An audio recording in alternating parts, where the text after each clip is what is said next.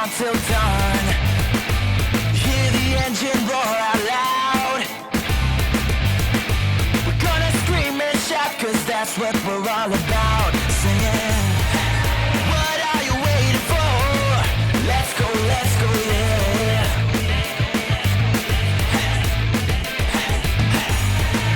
What are you waiting for?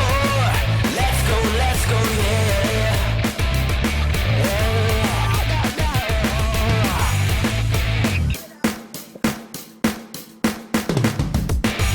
Floor the gas, forget the cops. We'll be screaming now.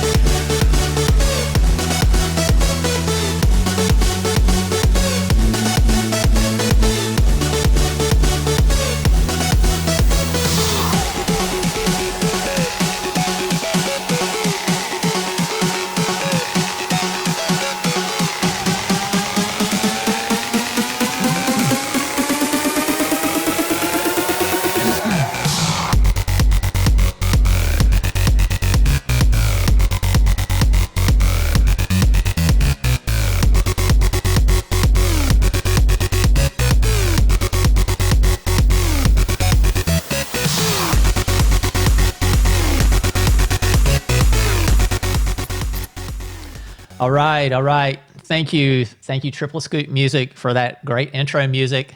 And hey, let's thank Doug Mills for that inspiring portfolio of images. We just got to see him again. We are all so very fortunate to be able to experience such a magnificent body of work spanning 6 different presidents, not to mention countless major sporting events and other front page news from the past 35 years or so. So yes, back by popular demand, we have the one and only Doug Mills here with us again. Our last show with Doug, last Wednesday, in fact, just a week ago, was hugely successful. People were really fascinated by the behind-the-scenes tour of the White House briefing room. Doug gave us a tour that few people actually get to see, so we were very lucky to be able to see all that. And now we're doubly lucky that we're going to be able to do some of it again today. So now, as a result of that show, we had so many questions about Doug's remote camera setup. So he very generously has agreed to come back for round 2 here today and talk about all that stuff in more detail. He's going to show how he sets his remote cameras up, and he'll demonstrate how he sets them up and fires them. And then after we go through the remote setup, Doug's actually going to show how he's able to transfer his images to the New York Times literally within seconds of capture without ever leaving the briefing room. And I think you guys are going to be pretty amazed when we get into all that stuff. So get prepared, get some snacks, get the popcorn. This is going to be another fascinating show. Now, before we get into that, as usual, I do have a few housekeeping chores I have to go over. So first, I want to, again, thank the folks at Triple Scoop Music for giving us access to their catalog of over 45,000 songs. Having all that great musical introduction, I think, really livens the place up. So thanks to Roy and all the great artists at Triple Scoop. We really do appreciate you.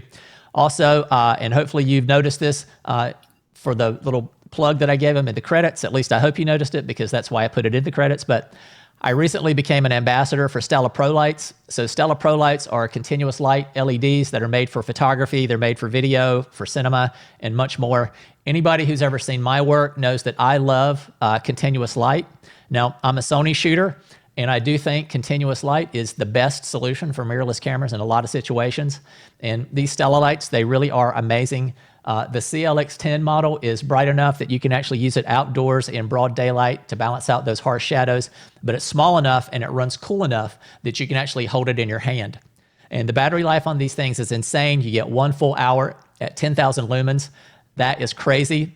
And you can even add ProPhoto or Electron modifiers to them to get some of that nice, soft, diffuse light for your portrait work. In fact, Stella Lights is what's lighting me up today. I've noticed that I've moved out of my little tiny little office and had kind of upped my game, as Doug said. So you also notice that I'm not wearing my hat today. I actually broke down Monday night and I shaved my head for the first time. So I was wearing the hat because I was a little scruffy, and those little hairs on the top of my head were like 1 inch long, and it wasn't a good look. So believe me, I needed to be wearing the hat. So, but I do know that it's not the best time to be touting gear to photographers right now, but believe me, I know it's not a good time. I'm in the same boat. You know, I don't have any income coming in right now, so I'm in the same situation that a lot of you guys are. But I do have a discount code that you guys can use for these Stella Lights. It's going to get you 20% off, so hopefully that'll help take a little bit of the sting out of it if you do have an interest in purchasing. And I think the discount code is going to be around for a while. Let me just throw that link up. But like I said, I think the discount code is going to be around for a while. So once this crazy situation finally stabilizes, hopefully some of you guys will be able to take advantage of that. I'm hoping we're going to get back to normal here pretty soon. And lastly, I do want to give a shout out to my good friends over at Sony. Now, I don't have any kind of official relationship with Sony other than the fact that I shoot their gear and I just really love it. I'm not an artisan or any kind of like official ambassador. But Sony did put the last show I did with Doug up on the Sony Alpha Universe website, so we really appreciated that. We appreciate the exposure, and I just want to give them a big thank you and let you all know that I have really appreciated your support and your encouragement. And speaking of exposure, if you're new here, hit that subscribe button. And if you've been here before and you haven't hit that subscribe button yet, then shame on you. Hit it extra hard right now. We are now on a mission to get 1,000 subscribers. I think we have somewhere around 350 to 400 right now. So we need to get the subscriber numbers up. So the short-term goal is 1,000. Now, in the long run, we want a lot more than that, but in the near term, 1,000 is the goal that we have. And so please share our content far and wide. Let people know about it. When we have more subscribers, we rank higher in the search engines. We become more authoritative to Google's SEO, and it just makes what we're doing here much easier for everybody to find. And also, when you guys do subscribe and engage, it just gives me more motivation to keep trying to find great guests like Doug and Gary Hirschhorn, who we had on last Friday, and put out more content just like the show that we have today. So please share, subscribe, hit the like button, and leave us some comments. Comments are different from chat, so we want you to engage with us in the chat while the live show is going on. So you can ask questions there, but leave some comments afterwards and let us know what you thought. When you guys are engaged with the program, it really does make all the time and energy that goes into producing it feel so much more worthwhile. So thanks for your support.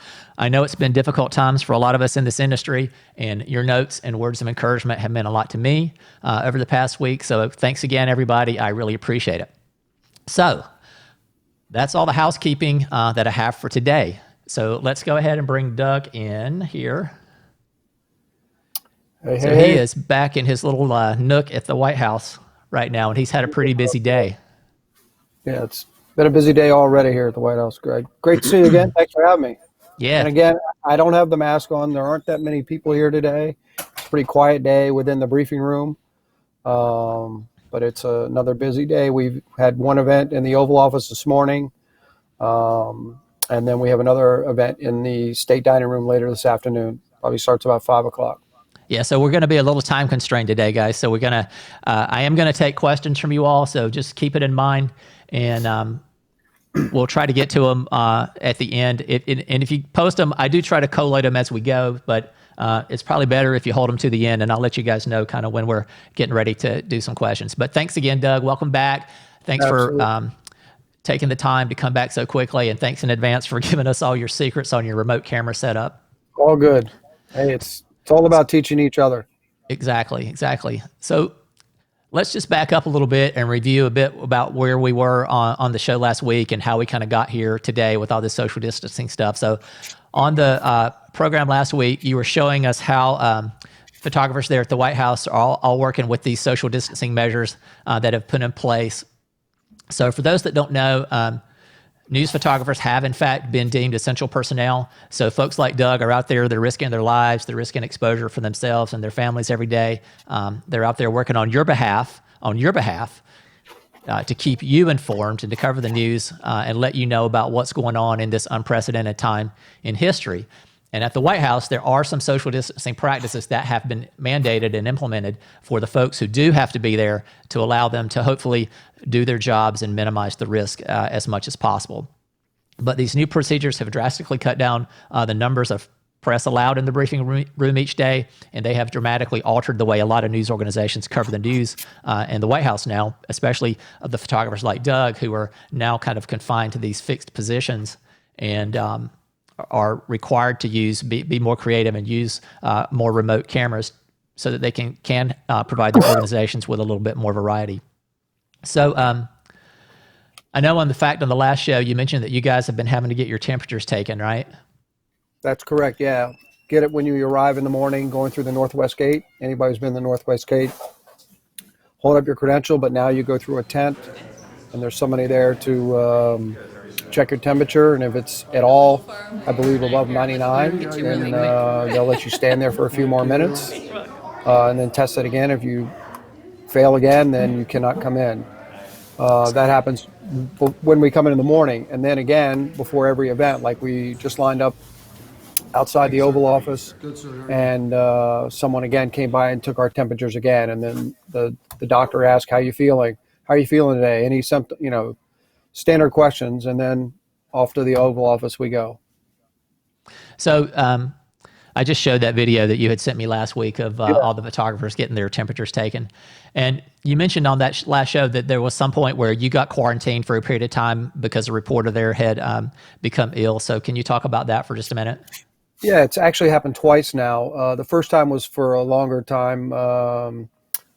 When one of the briefings was going on, it was back when there was less distance socializing. There were right now there are 14 reporters in the briefing room. There were 24, and there are actually 49 seats in the briefing room for the reporters. So it was a smaller group, or a little larger group than it is now. And one of the reporters became very sick over the weekend. She ended up contacting, obviously, her office, and then contacted the White House. And then back then it took a long time to get a test. So it took her basically 8 days to get a test. So when we were notified on Monday that she was sick, I left. And I was home for 8 days until she ended up testing negative, thankfully. And then probably a week later, sound man from NBC, same thing. We went into the Roosevelt room for an event. We went into the cabinet room for an event. I was standing right next to him, and sure enough, the next day he called in sick and said he had a really high temperature, didn't sleep well, a lot of symptoms. So the NBC booth let me know, and then he called around to a lot of photographers, basically contact social, letting us know. And so I went home again. And then how times have changed so quickly. He was tested the next day, tested negative. I came back the following day. So it's quite a concern. I mean, because I normally will wear my mask as soon as I get up from my desk and leave from here. There's nobody else around. All the other desks are empty. So there's nobody within 10 or 12, 15 feet of me, unless it's somebody cleaning up one of the offices, which are done all the time now. So yeah, it's a really important issue around here. So the 8-day thing with you being at home for 8 days was primarily related to testing, right? Because it took 8 days to get the test results. Correct. It took 8 days, and it's really a domino effect. You think about, okay, it was just me. No, because I was at home with my wife also had to quarantine because she didn't want to take it into her office. Right. So it's just with everybody who left here and everybody who gets affected like that. Like a lot of the television folks all work in shifts now. They work a week long and then they're off for 2 weeks. Not off, but out of the White House, because if one of their crews gets sick or one of the correspondents gets sick, then it only affects that group. So they're like teams. And I think NBC has 3 teams. CBS has the same thing. And I think all the way around, everybody pretty much has teams now that try and rotate in and out of here. Mm-hmm. Most of the photographers are here every day. I think some of the wires are rotating a photographer a week. But this is my beat, so I'm here, all week. Right. So, I mean, what was it like kind of going through that? Did you ever really fear that you actually might have it?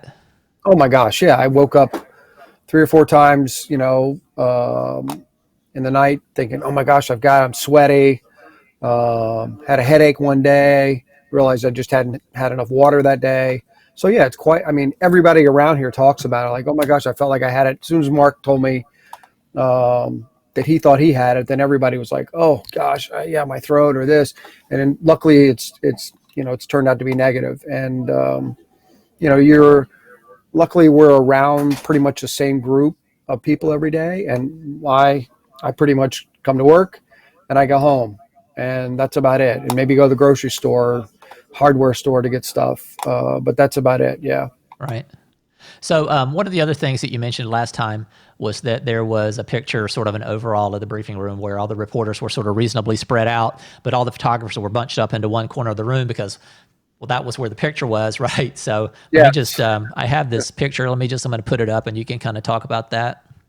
Yeah, I mean, this is a perfect example. Anybody who's covered Washington and knows how photographers work, we all know where the right angle is. And Washington, as my lovely former boss Bob Doherty used to say, hey kid, Washington is a game of inches, and you need to be there because the matter of 2 inches is all the difference in the world. And you can see up on the right-hand corner, all the photographers are gathered in that one location because whoever's on the backside of Trump is probably out of focus in the background, but they were important. It could have been Dr. Fauci, it could have been Dr. Briggs, could have been, the vice president. But obviously everybody went to that angle because they know that's where the picture is. And the more that people saw this image on television, The more that our bosses saw it, the more that the editors, everybody who saw this was like, wait, you guys are not social distancing. All the reporters are spread out. You guys need to spread out. So then we started rotating positions around the briefing room. Each photographer starts in one position, and we have a chart up on the wall. Everybody goes in clockwise. Everybody knows exactly where they were the day before, so you know where you are today, and therefore everybody stays apart from each other. And it's frustrating as hell, Greg. You worked here in the White House. When you see a picture from a certain angle, it's everything in you to get over there to make that Absolutely. image. Yeah, And yeah, when because you everybody's realize, competitive. Everybody's competitive. Everybody absolutely, wants to make the best picture. Everybody wants to be the one that gets in print, and everybody's talking about their image. So yeah, I know it's got to be tremendously frustrating when you're like, let's say you're stuck in that top right corner of the room, and the picture's from the front left side, and you know that you can't get there, so you're just kind of SOL for yeah, that part of the day. it's so true. And I remember an editor asked me over the weekend, called me the weekend, and said, "Hey, I was looking at this Getty image, and do you have the same angle?" And I tried to explain to him, listen, this is what we're doing. This is how it works. I wasn't there, and that's not something they normally hear. If they see, a really nice image, they think, okay, we've got something close to that, or ours is better. But when you can't produce the same image, it's frustrating. But given the fact that it's all about health and keeping everybody healthy, you don't know if your colleague has it. You don't know if you have it. Right. And I mean, I was after, the first quarantine, after the second quarantine, I was like, all right, I gotta go get the antibody test. So I've had that done, and it was a really quick process. Took, 1 minute to have it done. I asked the doctor when I would get the results. She said, "I'll call you on your way home from this appointment," and she did. And she called and said, "Unfortunately, you're tested negative." So in one hand, you wish you'd had it because the likelihood that you may not get it again is, for at least for a period of time, is higher. So we're told. So So everybody's getting that test now. yeah, and I just want to make one kind of point of clarification. There's this crazy video that's been going around the internet about Doug making a joke on a hot mic saying that he had been vaccinated, and I just want to say for the record that video is a load of crap. Yeah. That it was a complete just joking back and forth, and there was nothing. It was completely ludicrous that anybody took any of that serious. So if you guys have seen that video, just know now that's a load of crap. Nobody's been vaccinated. There is no vaccine, and it was just two friends in the briefing room just trying to lighten up the atmosphere about the situation. And I apologize. I mean, in hindsight, it was probably, something I shouldn't have said joking, but I didn't know there was a hot mic open. And anybody who knows me knows that I'm a kidder and I joke. And the reporter I was joking with from Fox is another guy that he and I banter back and forth all the time. So yeah, it was unfortunate. It was picked up, and then it went into some, areas of the internet where I'm not familiar with, but it was out there, and people really thought that the White House press corps had been vaccinated. I only bring that up because I know people have asked me about it, so I know people have seen it. And when you're talking about you've had the antibody test, there's no vaccine. It was a total joke. And as soon as I saw that video, I knew, just because I know you and how you talk, I knew you were joking because you threw in that little "yeah, right" at the end, and I knew it was totally sarcastic. But anyway, I don't want to get distracted by that. I just wanted to let everybody know that if you've seen that is complete garbage, and just hit the delete button on that. Yes, so anyway. thank you. So as a result of kind of all that social distancing stuff we were just talking about, so you guys do have these assigned positions each day now, and you're required to stay in that position for the entire briefing, and you can't freely roam around like you used to. So right? You can roam. We start in those positions, and then you can roam around. We usually try and make eye contact with each other to try and move around. But once you move out of a spot and another photographer moves into it, and all of a sudden there's a picture there, and you realize, all right, I just left, and 30 seconds later there's a picture. You cannot go back over there. Everybody has to stay in their area. But we have worked it out that we can rotate around because, as you know, the wires want to have that head on with the seal behind the president. Right.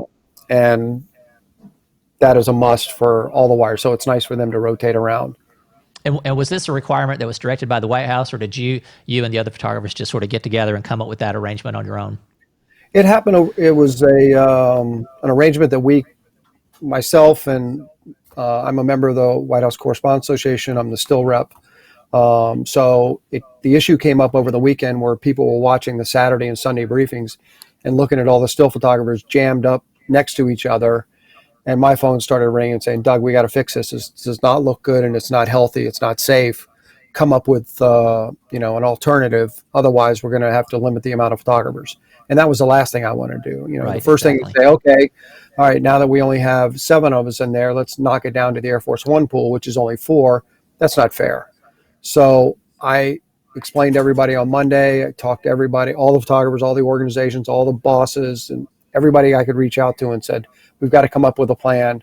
So we discussed it amongst ourselves, and I decided to throw out a couple ideas. This one seemed to stick.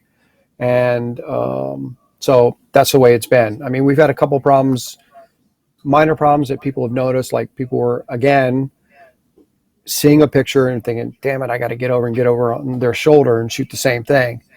And, with as much TV video that's out there, it doesn't go unnoticed. So I get emails every once in a while when somebody's broken the rules, because the reporters are so stationary and they're structured to stay in that position, that it just doesn't look good. And it's not healthy, especially if somebody doesn't mask. So all the photographers wear a mask now in the briefing room during every briefing and including in the Oval Office today where we go into the East Room later this afternoon, have to mask up then too. Though all of the White House staff has been tested. The president's tested weekly. And I think some of the people probably tested even more than that. So we know that they may not have it today. It's not positive, but one of us with a mask on, I would hate for one of the photographers to be the one who gave it to a White House staff member who then maybe spread it to somebody else. And so I think it's just the prudent thing to do. And but it's just like kind of like with that crazy video. I mean, you guys are always being held accountable. So, right, what anybody exactly, sees in the briefing room, there's always going to be somebody out there that's going to call you out on it. So it just pays to kind of set the bar high and set the standard and be the standard bearer.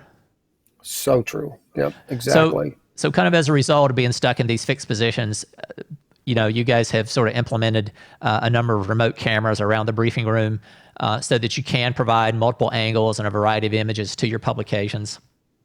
Yeah, so, that is. So doing that just kind of despite that you're kind of stuck in the one spot or have the limited mobility. That's true, and it's been another, as photographers are very competitive, it's been challenging to come up with different spaces, different locations to put a remote. Everybody's tried everything now, I think at least 5 or 10 times.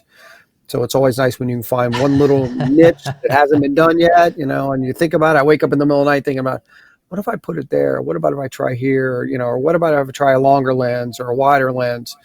So it's something that we do. I set up now 3 a day, which is crazy, but it really helps with the full report that I send in to the editors.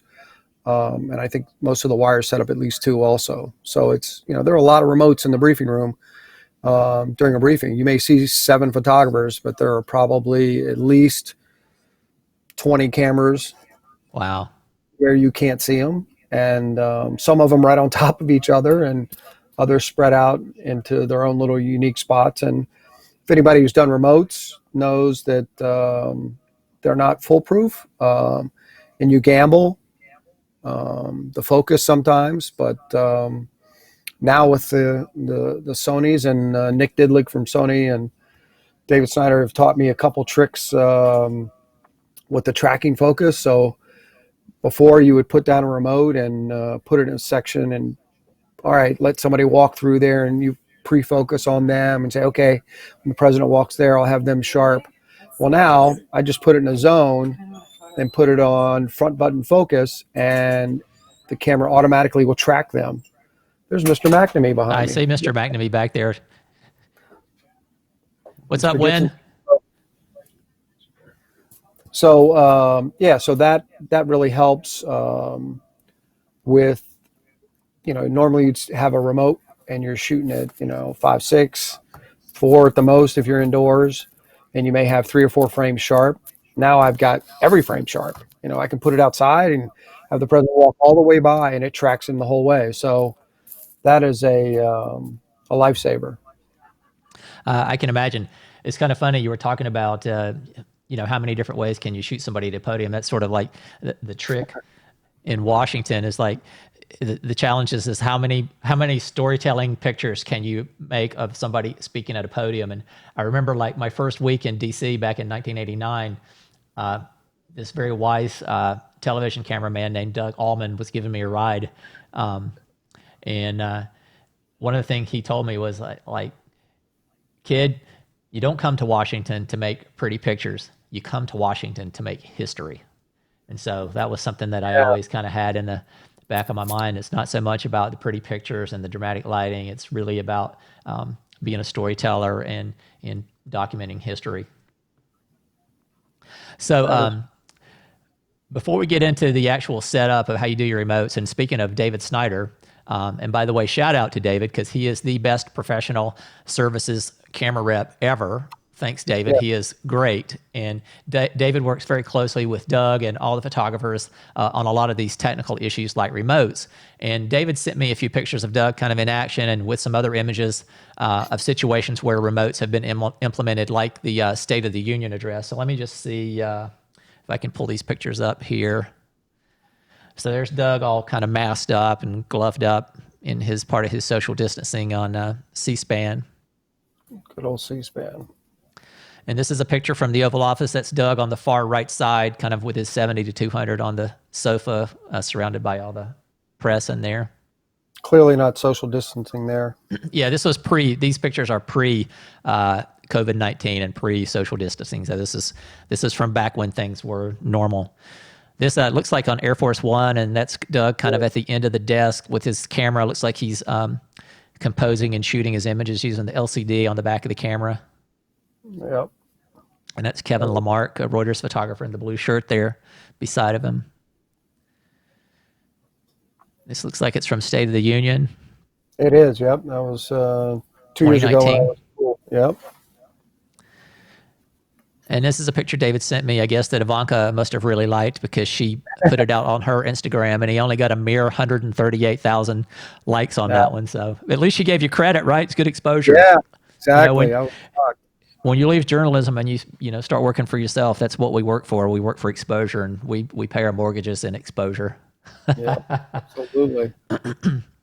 So this is just like a remote setup somewhere. This is somewhere on the Capitol Hill. It's in the United States Senate. It's a picture that Andy Harnick, the AP photographer, posted on his Instagram. So what's oh, this is Mark Zuckerberg's. Yes, testifying. It was.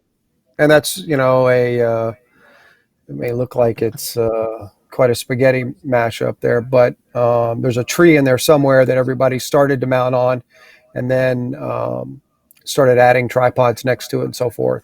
That's pretty much just for the swearing in picture. And everybody typically work together pretty well on something like this, or everybody just kind of like... Sometimes it's a first come, first serve. There's a bit of a hierarchy up there as far as when you can put them down and so forth. And then everybody chats out about what channel they're on. Sometimes a photographer, if there's a lot, like, some of the big hearings, somebody will write down what channel they're on so nobody's stepping on somebody else's channel with the pocket wizards.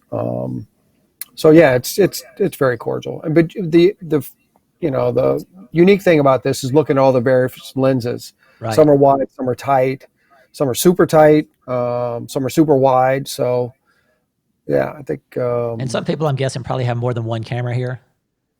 Yeah, probably yes. Maybe one or two, but most of them probably just have a single camera.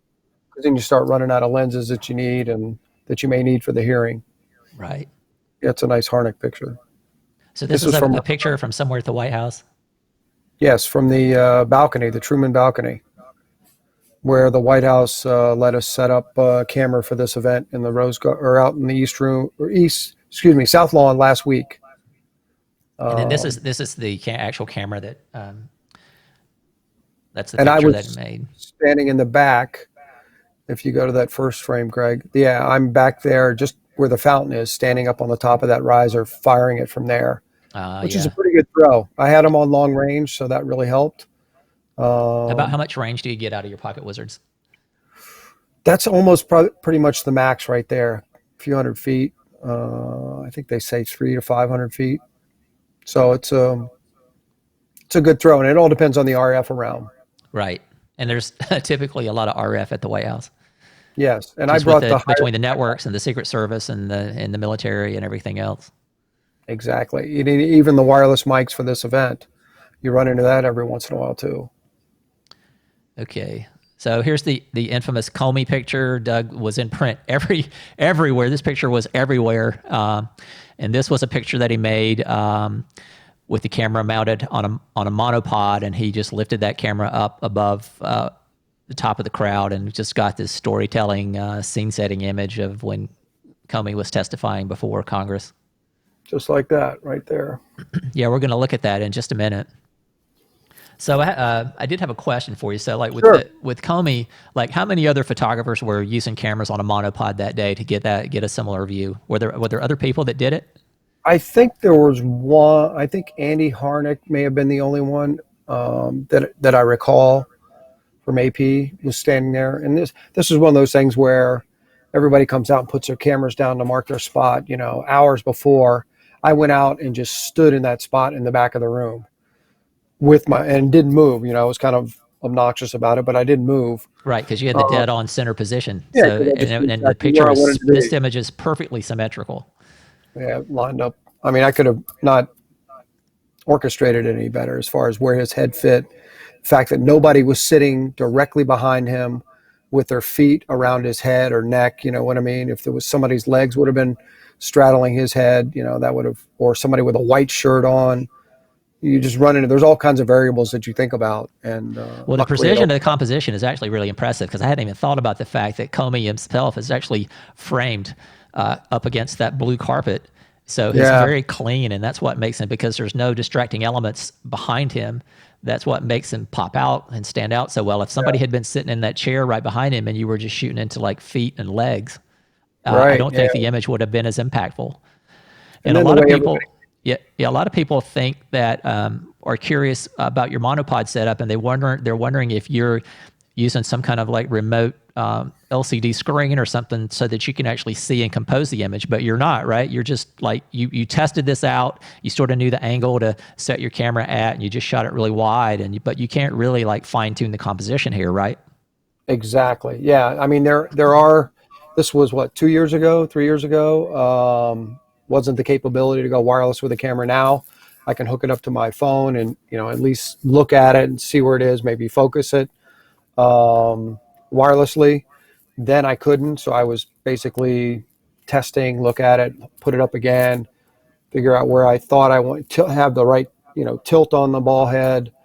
And then just, you know, pray. Cross my fingers and hope like hell. You Rather know, be lucky than good. Somebody yeah, told me that my first week in Washington too, and I wonder who that was. yeah, I think, yeah. Well, I got it from Bob Doherty. Yeah, so That was my Doug Mills saying. yeah, But better speaking be. of Bob Doherty, he's watching the show. So hey, Bob, Oh, hey, Bob. Oh we love you, man, buddy. We miss you. best in the business, right there. Bob Best was our in the old boss at AP, and Bob actually was a fantastic photographer that everybody looked up to when I first came into town. And Bob actually made the picture of that everybody remembers of Nixon getting on the helicopter when he left the White House and doing the V sign up over his Yep. head. That was a Bob Doherty picture. Yep. And his pictures of Jimmy Carter during the inauguration on top of the car. I mean, Bob Oh made more yeah, pictures in his yeah. career. Bob made You it know, look easy. Yep. So here's a picture of Doug at the Mueller hearing, and he's got his camera on his monopod and kind of all set up, ready to go. And he looks like he's super excited to get started on this. I'm clearly looking the wrong way, but I was waiting for the witness to arrive. And by now you can see it's become a bit of a trend, and which is fine. I mean, it's a great angle, and you know, I was going to say, um, so you started a trend. So when you came back and did Mueller after Comey, then you had a lot of company, right? Everybody was trying to I imitate did. what you had done. Yeah, even had some television folks doing the same thing, which Wow, is I can't. you know, I would love to have seen those guys trying to get their cameras up in the air like that. I know. Well, one of them is I think it's one of the ones in the middle might have been a Sony camera shooting video. So And that's actually Doug. If you count from the right, 1, 2, he's the third. Doug's is the third camera from the right that's up on a monopod. And if you look down, you can kind of see him peering behind the pole there. And then here's the picture of Mueller. And Mueller doesn't, I think, quite have the impact that that the Comey picture had. And I think a lot of it is just because that background, like you really nailed the background on Comey, and right. it was just so clean, and it just really popped.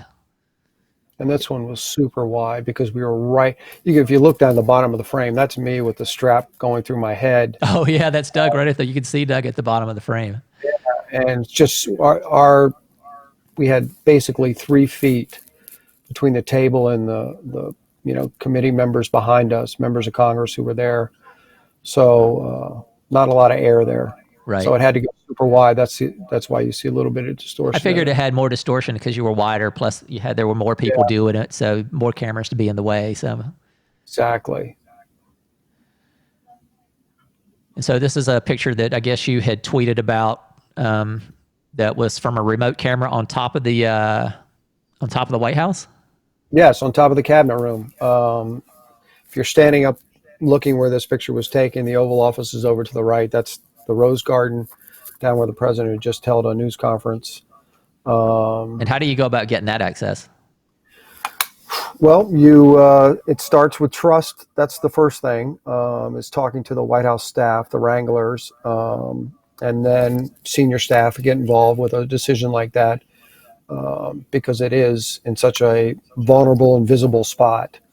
But when you explain to them how beautiful a picture is from up there and how different it is and unique, and I was able to show them pictures from when George Bush was up there, or we did it and George Bush was down in the Rose Garden, and it's like, wow, we could do that too. Let's do it. So then it's a matter of getting up there an hour and a half before the press conference, putting the tripods, remotes, or whatever. And I had mine again on a very high, basically a monopod with 3 legs on it. And then 2 10-pound sandbags that I borrowed from NBC to wrap around the tripod legs because it's way up there. It's probably 3 feet above the edge of the White House looking down with a camera that's pointing down. So you can think about the weight top that's heavy. involved. Yeah, it's very top heavy. Very top heavy. It was a little windy that day too, so I had plenty of weight on it. And luckily, this was one of those times where I put it on auto ISO. I knew what shutter speed I wanted. I really wasn't worried about too much depth of field because I knew it would track him because I had it on the tracking focus. And so the auto ISO, it was beautiful when we got up there, bright, sunny. By the time this happened, was probably 3.5 hours later, and it was getting dark outside. I think the ISO went up to like 6,400, but I couldn't have done it without the auto ISO. Right. We'll come back to some of that. So there's the actual image big, and you can see the social distancing that all the reporters are working under there. So these are a few pictures from State of the Union 2019, and thanks to John Harrington, a friend of mine who shot these pictures of Doug and sent them over to me. But so at the State of the Union, there's usually one member of the press that's allowed on the floor, the actual floor, on the House of the House. And I know you're going to see you'll see other photographers in here, but it's Senate and House staffers, and also the president's photographer, and there's a TV camera in there as well. So there are more than one photographer, but Doug is the only member of the media as still photographer that's allowed down there, at least in 2019. I know it rotates and other people do it some, but in 2019, Doug had that access. Yeah, so there's 2 Senate photographers. The vice president had his photographer there, and the president had his photographer there. Miles and Shayla were both there from the White House, and the gentleman on the right, I think, was one of the Senate photographers. So this is kind of pictures that he makes down there on the floor. He gets that nice entrance, president making the entrance. and he gets these nice low angles that really kind of give you that sense of place in the House of Representatives. And then it's just a really nice, like all the other photographers are up in the balcony, so it's just a much higher angle, and you just don't get this nice compressed image of the president with the speaker and the vice president behind him the way you do down on the floor. So true. Yeah. Just a Really nice variety of images here. And then, so David was telling me, so up in the flag there are a couple of remote cameras up there. And then David was telling me that you got some special access and were able to set a camera up there. And he was even telling me that, like, you set it up on like a Thursday or a Friday, like the week before, and then you had to go out of town and go to the Super Bowl. And so you didn't have a chance to really come back and adjust it. And so, like, you had to run the camera on AC power, and then you came back and you tested it on Monday again, like several days later, and everything still worked flawlessly. Yeah, it was, talk about stress, thinking about that while I was at the Super Bowl. I'm shooting the Super Bowl and thinking about a remote camera I have hanging back in the House chamber. Yes, I had to hang it on a Thursday night. Jeff Kent from the Senate Press Photographers Gallery and Mark Abraham walked me over, and you can see it just up in the flag. Yeah, well, I have some better pictures of it, so let me just kind of like... Okay. There's a television camera up there, and then, so I set it up on Thursday, plugged it in. This was the year of the infamous Pelosi applauding Trump. So that clap. Was... Yeah, the clap. Yeah. And then... this is just a collection of front pages that Doug had from this State of the Union. So that's just front pages from around the country and possibly around the world that all use Doug's picture on the front. So it's pretty impressive. It's amazing. Yeah, I mean, it's great to see the reach that the pool can, and how it all works. Everybody has their time in the barrel to do it, and you just hope you don't make a mistake. But yeah, there's no pressure when you're doing that, because everybody's going to look at your pictures, and if you F up, everybody's going to know about it. Yeah, Win McNamee said that exactly. He goes, "Hey kid, it's like the old days. Don't mess this up because we're all watching." I was like, "Oh God, stop!" So this is a little better picture that shows the two cameras there. So Doug's is the lower camera of the two. The top one is a television camera. Yeah, and the Ethernet cable's plug is attached to it. The power's attached. It's all running behind that marble post down to the floor. And I was able to, stick an Ethernet cable into it, make a couple tests back to the desk. Marissa Schwartz was there editing, and she was able to see him. And I did it on Thursday. Everything went great. I mean, you're thinking, okay, hopefully it'll come back when I come back, because they wanted it up. The Speaker of the House's office wanted it up and wanted to approve it because a year before it was a little messier. It wasn't as camouflaged as it was this year. It may not look, but when you're watching on television, you don't even notice it. Yeah, when you stand in the head-on, it's really like in that wide shot. I think I have another. There's the speaker standing underneath the cameras, and then I think there's the president with the cameras behind him. Yeah, so it had to be approved. So there's the head-on shot. So you can hardly see those cameras up there in the wide shot. Yeah, and the television shot is, mostly just of him. They may go to a wide shot. That's the last thing you're looking at when it's a wide shot, and the tight shot does not show it. So I plugged it in again on Thursday, came back Monday, tested it again. That was the last time I touched it until, I turned the switch on, was able to turn on the Pocket Wizard the day of, and that was it. And then walk away and pray. So you said you had Ethernet to it. Were you just feeding everything straight out of the camera via FTP to the desk? Right. Over wired Ethernet. And I had it on single transfer, so it was just one click of the Pocket Wizard, and it would send one pic, and it would land there a couple minutes after I sent it. Yeah, we're going to talk about that a little bit more in a couple of minutes. So, okay, so let's see. See those stickers on my credential there? That's to prove that you had your temperature taken that day. Oh, the pink and the green? Yeah, now they've gotten into this, where they put the date on each one of them.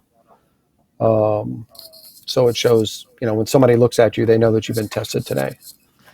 Okay, so let's just really quickly kind of review. These are some of the remote pictures from in the briefing room that Hmm. we talked about on the last show. So this is the wide angle from directly behind the podium from up high that shows how everybody is socially distanced now. The photographers are all spread around the room. The reporters are spread out. So, and I'm going to guess that's one of the White House staffers that's over by the door where the two people are somewhat close together. Yeah, that's Shayla Craig had the president's photographer. She's standing behind Alex Brandon there. Alex is And the yeah, AP photographer. photographer, correct.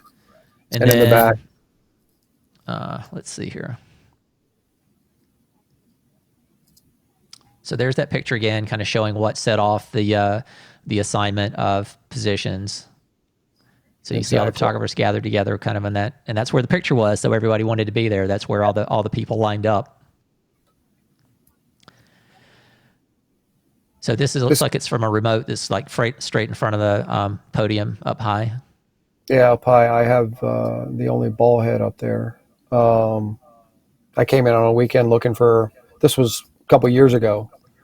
Looking for a unique spot and talked to one of the lighting guys. He said, "Oh yeah, I've got a clamp. I can bring it in. If you go to Home Depot and get a couple of this," and he told me what to get. So I met him on a Saturday and we put it up there, and it's been there ever since.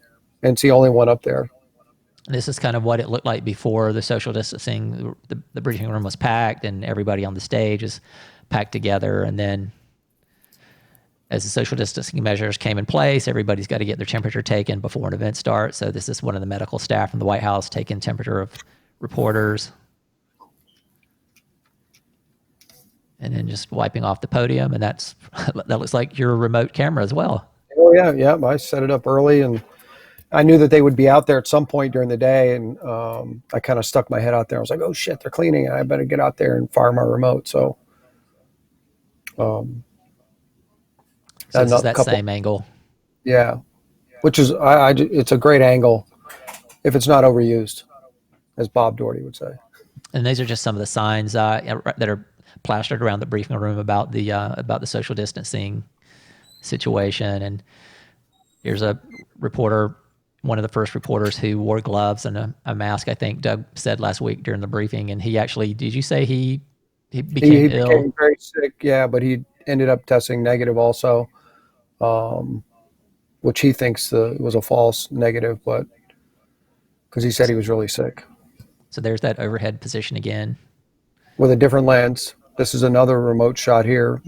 This is another remote. Obviously, photographers can't sit in the front row, but because of social distancing, there are empty seats there. So I put a tripod inside on a chair in the front row, and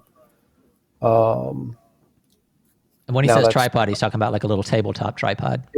Yeah, tabletop on top of a little box that's maybe 12 inches wide by about 3 inches high, and I was able to push the chair's lid down. And the first one was one day with a 24-70. I had it on 24. This was a 50-1-4 again on tracking focus. So I put the spot on him, so didn't have to worry about it not being sharp. And you can see you're using like expanded flexible spot or something like that. Is that what you're using? Exactly. Yeah. And so you just put the spot kind of above center above the podium, and then it typically will find a face or an eye in that area. Exactly. And you can see the remotes hanging above the president there. Yeah, there's those rear remotes that those back pictures were made with. Right. So it's another one of that. And that's the rear camera. That's from the rear camera that we just saw hanging behind the president. You can see the group is getting smaller and smaller, less and less reporters. I wanted to go back. I was thinking, so actually in this picture too, you can see your little camera on the tabletop tripod in the front row, like right in the center seat. Yeah, right there. Yeah, that's that remote.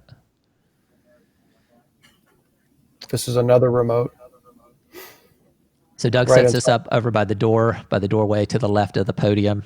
So that's where the president enters the room and leaves the room. Yeah, and I'm firing all these remotes at the same time. So when we do the little walk around again, you guys will get to see where this picture was made from. But it's literally like just a little crack in the wall. It's amazing, amazing. The picture. It's amazing that a remote camera can even get this picture in focus to begin with. But it's just really amazing the images that you guys have pulled out of this little spot. I love the black and white. And then that's that rear overhead again, showing the yeah. So that was really nice. Let's All about remotes, baby. okay, so let's go over a little bit of the actual camera setup. So first, let's just kind of get some of the nuts and bolts out of the way. What cameras are you using? The Sony A9 Mark II. A9 IIs. And in general, let's just say this situation aside, what are your go-to lenses for daily coverage? Daily coverage, 24 to 70, 70 to 200. I keep a 2X in my pocket because then it makes that 70 to 200 to 100 to 400. Right, 5.6. 2X teleconverter makes that 70 to 200 a 140 to 400. Right, exactly. And it's beautiful, sharp as a tack. Yeah, I do that. I shoot the 100 to 400 that way a lot as well. That works really well if you're outside. Yeah, and I love you get an 800 f11 lens with that, which is ridiculous. It is ridiculous. Anybody who's put a 2X on a lens other than a 2.8, it all of a sudden gets really dark. But with a mirrorless, there's no change in the light. When you look through the viewfinder, it's the same as it would be if it wasn't on. You just see the magnification. I tell people that all the time too, because when you're because the mirrorless cameras give you an approximation of exposure, and so when you put a 5.6 or a lens on, or then you take a 2X converter where you're going to lose 2 stops, so that 5.6 lens now becomes an f11 lens. That lens is just as bright in the viewfinder as an f1.4 lens is when you're using a mirrorless camera, because it's not showing you, it's not an analog view, it's a digital view, and it's showing you an approximation of the exposure. So as long as your exposure's in the ballpark, your viewfinder's going to be just as bright as your 1.4 lens is. I tell people that all the time. So all you got to do is just crank up the ISO when you need it, and it works really well. And then another thing that you can do with those cameras is I pop mine into APS-C mode quite often. So I'll get another like 50%.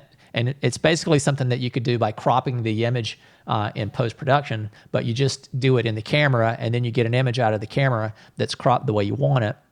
Mm-hmm. And it gives you like 50% more reach. So then that 800, like the 400 with a doubler becomes an 800. And then when you crop it another 50%, it becomes a 1200. So now you're getting into some really insane focal lengths. And I mean, the trade-off of it is that you do lose some image quality. So on an A9 II, you've got a 24 megapixel file, and when you pop that camera into APS-C mode, it knocks that down to 10.8 megapixels. But that's still plenty big enough file for most of us, and as long as you don't go in and do any like crazy cropping on it. So exactly. I'm guessing now, like in this situation in the briefing room, you're carrying probably like a 70 to 200 in your hands and a second body with maybe like some kind of medium wide zoom. Is that right? That's exactly. And then I guess you're saving your really wide lenses for your remotes. Yeah, I'm saving the 12 to 24 for the remote over his back. And then the remote that shoots that reflection down the pike can be either a 50-1.4 or the 85-1.4. Every once in a while, I'll throw something on really wide back there too, 24 to 70, and then I just use the 50 on my camera. So sometimes I'm walking around with more remote cameras out than I have in my hand. I'm only carrying one body, and I'll put a couple lenses in my, my vest, just to make sure that I have every angle covered that I want.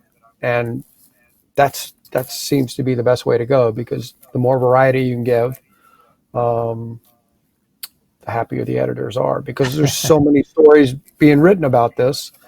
And every time the president speaks at the podium in one of these briefings, whether it's himself, the vice president, Dr. Fauci, Dr. Bricks, anybody who speaks, you got to have images of them. So there's stories that, pop off of all of these briefings. So it's good to have and you got to have some variety. I mean, everything can't look the same. Exactly. That's why some of the remotes, even though they look repetitive, some of them are different lenses, different days. There's always something slightly different about them. Right. So I assume you're shooting the cameras on manual exposure?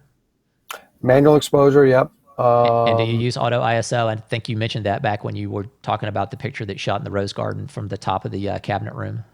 Right. There are situations like today going into the Oval Office.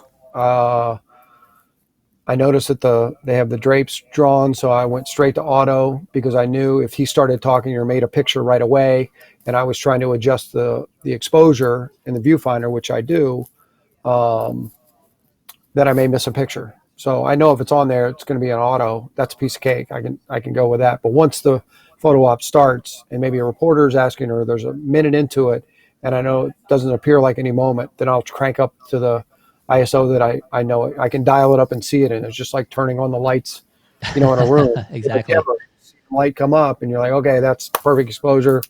I'll stick with that. Then I'll look at the other camera and do the same thing. So yeah, manual. I choose. I make sure I have the 250, 200. Today it was really really dark in the Oval Office because they had everything drawn down, um, all the shades and everything, even though it was a sunny day. So I think my exposure was probably 160 at f4 because there were a couple other people in the pictures, so I wanted to make sure it wasn't just at 2.8. So I had a little more depth of field at 6400. So it was dark. Wow. Yeah. Yeah. Okay, so let's take a look at some of the actual, excuse me, the actual remote gear that you're using. So Sure. I do have, let me just throw these up here. So this is Doug's, he uses the Pocket Wizard Plus 4s, and this is his actual cable and setup that he uses, and that's just another of the Plus 4. And of course, labeling everything with your Trigger name one. on it is important, right? Yeah, that's a trigger one. The other one is the one that sits in the camera. So that's my main trigger right there, which doesn't have any cords hooked up. Usually I'm firing it with my finger. So And that's the those are the two cords. cables. The Yeah, cord on you the need. bottom is it's called the pre-trigger, and I'll show you guys that in a little bit more detail. But that's a cord that's really necessary because it keeps your cameras awake. It Right. doesn't let them go to sleep. Yeah, the maximum the camera will stay awake is 30 minutes. And many times when you set up a remote, it can sit up there for an hour and a half to 2 hours before you fire it. And without that little cable right there, the camera doesn't stay awake. Are you shooting most of your cameras with the grip with 2 batteries, or you ever have any Yes, battery two issues? batteries. Yes. Yeah. Yeah. Yeah. Just in case, because you never know. So That's this it. is this is the transceiver he's using, the Pocket Wizard Plus 4 transceiver. And then this is that special cable. It's called the Pocket Wizard PTMM pre-trigger mono mini phone adapter. So you guys can scroll back and kind of get all this information later. And is that an on-off switch that it has on it? That's Is that? exactly right, Greg. Yeah, the O is for, leaves it on. That's when I'm sure it's open and close. And you have yours taped down as Okay. smart man. Yeah. Learned my And lesson there. and that's another view of the pre-trigger cable, and that's just connected to a different type of cable. And this is oh yeah, there it is it's like a $22 piece Right. from Pocket Wizard. And then this is the other cable. You plug the pre-trigger in, and that's the end. This is the end that connects to the Sony cameras. It's called the 13377S remote ACC cable.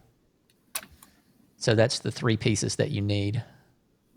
And then from what I understand, someone, I think David, in fact, was telling me that if you use these newer Multimax Pocket Wizards, you don't actually have to have the pre-trigger cable. Do you know anything? Is that true? Do you know about that? I have heard that, yes. I don't have those newer Pocket Wizard. I should probably get those before the next big event, especially the Olympics. I probably would have gotten them before the Olympics, but now that that's canceled or postponed. But yeah, these seem to be working fine. So Oh yeah, go got with what the works. cable. If it ain't broke, don't Exactly. fix it, right? Exactly. Okay, so that is those. Do you want to just kind of show how you rig your stuff up? You want to show your monopod setup, or Yeah, yeah, absolutely. Yeah, I've got it right here. Again, the camera's here, and turn this on, plug it in here. And again, if that's not open, it'll go to sleep. And it's pretty much it's a very easy on and off, or in and out right there. And then Make sure that's on, same channel. Here's my trigger right there. And then I hit that, and you can see it's firing the camera. And you're just holding that in your hand while you're using it. Correct. Most of the time, yeah. Do you ever like, for example, when the president comes in the room and you need to shoot the camera that's in your hand, do you ever put it in like the hot shoe? And Yes, I do. And then I'll take the same 2 cables and plug them in the camera that I'm using. I could do the same thing and plug it into this camera. Put the pocket wizard up here. Plug the same thing, and every time I hit this camera, this one will fire. and so you were saying a lot of time, like most of the time, like all the remote cameras, you're not trying to you're firing them all at the same time. So it doesn't matter. Correct. Like when the president walks in the room and you hit the trigger, it fires all the cameras, including the one on the doorway where you're actually getting the picture, but it also fires every other remote you have. And you're doing it that way because you don't have time to figure out which camera is on which frequency or on which transmitter. So it's just easier for you to just fire all the remotes at the same time. Exactly. And because if something were to happen, God forbid something happened where they needed to get the president out of the room for some reason, and I knew he was going to go by, things could happen really fast. And I know most of the cameras that I have are on the entrance or the exit, then I would want all of them to fire at the same time rather than go through and say, oh, channel B, C, by that time the president's gone. So like you were saying, I can take this camera, I can, turn this camera on, plug in here, and then when I fire this one, that one's firing. You'd see the red lights on. Hold it like now. Fire the other camera again. Firing this one, so that one's firing. Yeah, so you see the red light come on. It's showing that the camera in his left hand is firing. Yeah. Let me get my. There you go. So fire there. Both of them are firing. Yep. See it. Yeah. And so you've got the transmitter is plugged into the hot shoe, and then it's plugged into the camera. So I guess that's a cold shoe on the. Will it not fire the? Why do you have to plug the transmitter into the camera? Will it not fire directly from the hot shoe?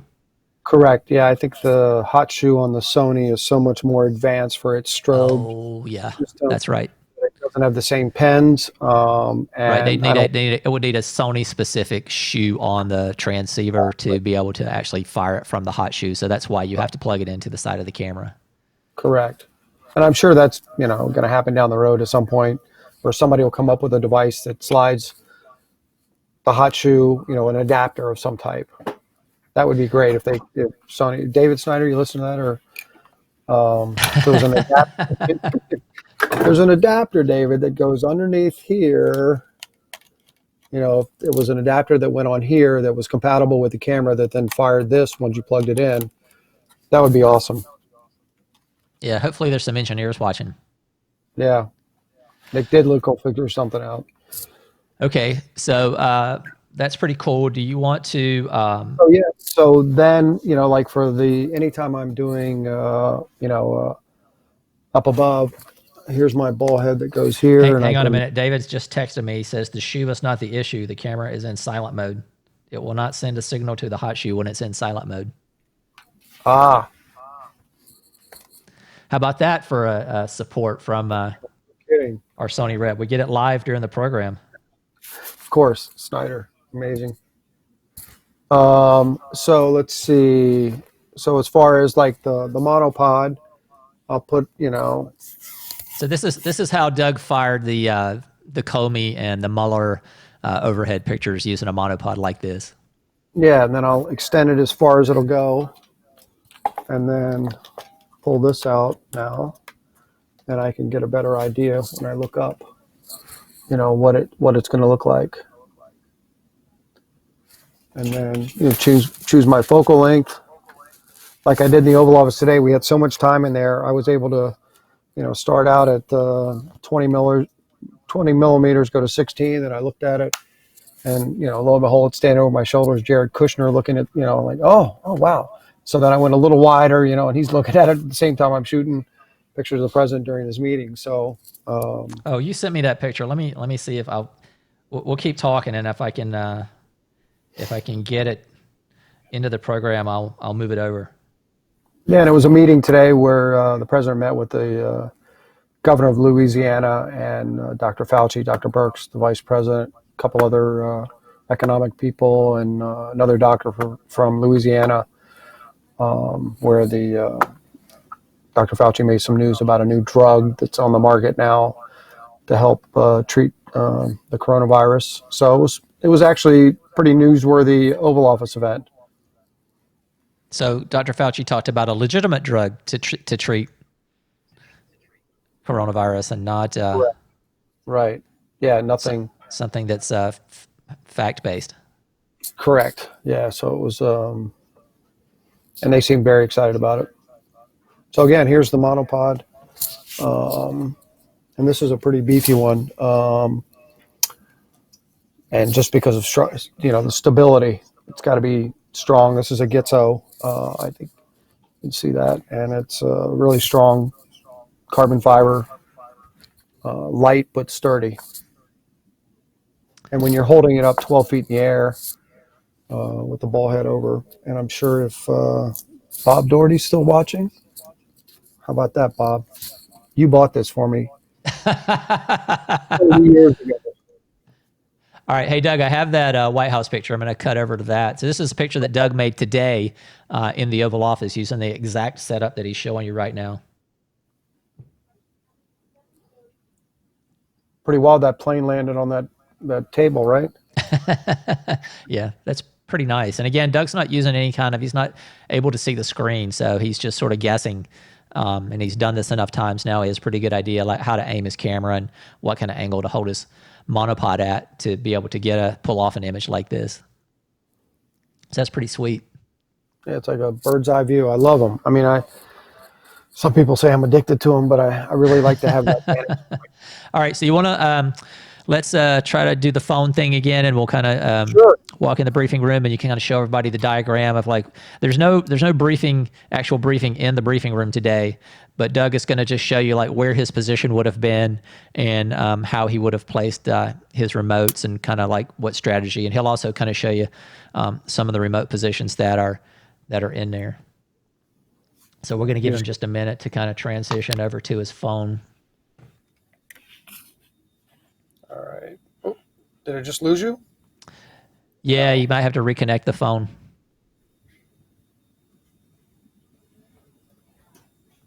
Let me come back, Greg. No problem.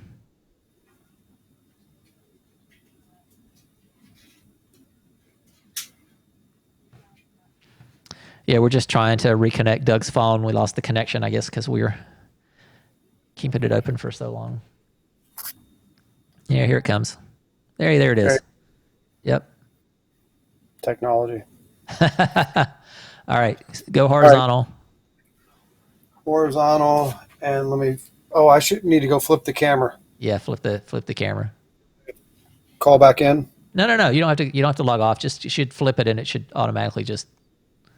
There it is. All right. There we go. Yeah, there you go. Oh, you got it. Which is it on the rear camera or the front camera? It's on the front. You want me to? No, front is fine. It's a little wider, I think. All right. That looks good. Perfect. I'll walk you up into the briefing room.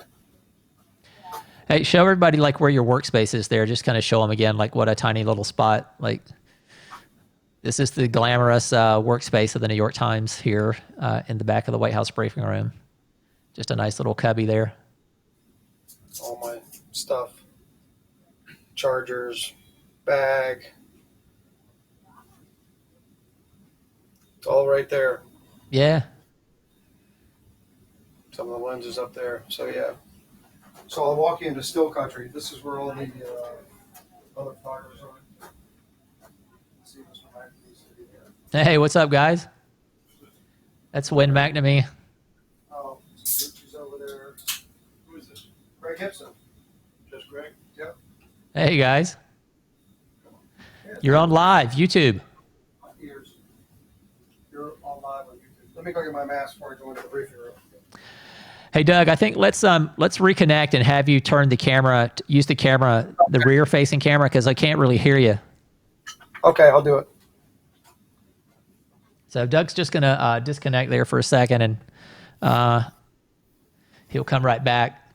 He's just going to flip the camera so that he's using the camera on the back of the phone instead of the one that's on the selfie camera, as we call it. So now's a good time to start thinking about some of those questions. So Doug's going to give us just a little bit of a tour and show us kind of where his position would be in the briefing room, and then he's going to talk about how his strategy. There he is. He's back now. About his strategy for where he would place his remotes.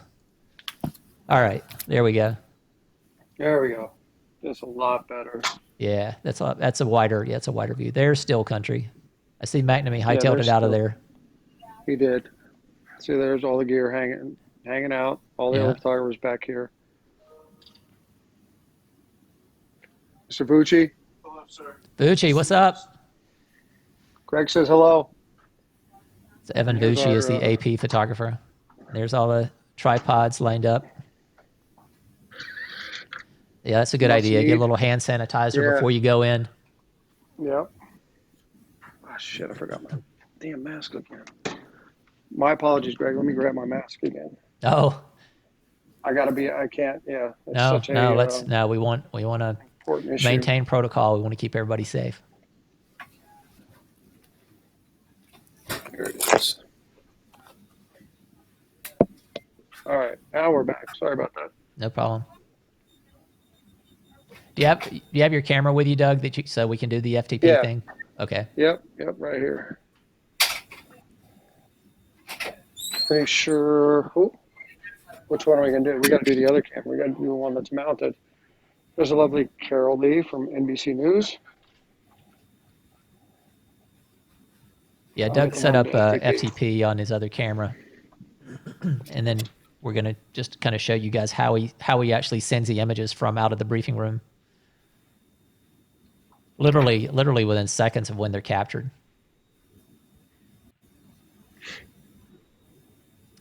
So this is just kind of coming into the back of the to the briefing room, and you can see the podium up there. And then you want to, there's the social distancing signs.